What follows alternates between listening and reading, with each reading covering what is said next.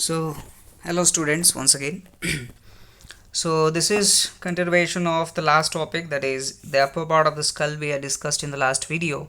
So, in this video session, we will be continuing with the mandible part of the rabbit's skull. So, if you talk about the lower jaw or the mandible, it you can see in the diagram there. Generally, it consists of the structure. The lower jaw or mandible consists of two single bones called dentary.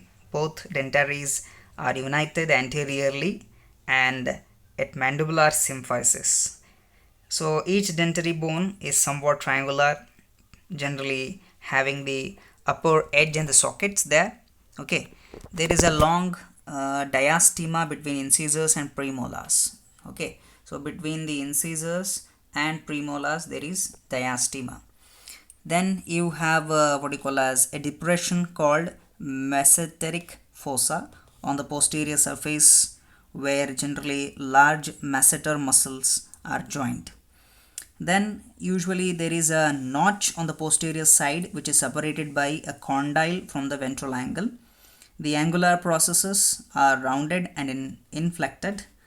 The condyle is thick, elongated and longitudinal. Then in rabbits, generally the process is called glenoid fossa. The squamosal is present just below the zygomatic region. Rabbits grind up their food generally with the help of their mandibles, forward and backward, and not in crosswise. There is a coronoid process also. This coronoid process in front of condyle is less prominent and provides attachment to the temporal muscle.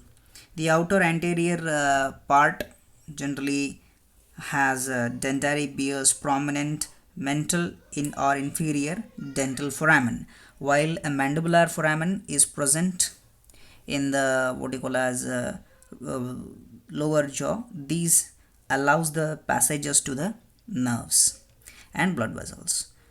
So in the next session, this is the lower part of the jaw, or what you call as lower jaw of the rabbit.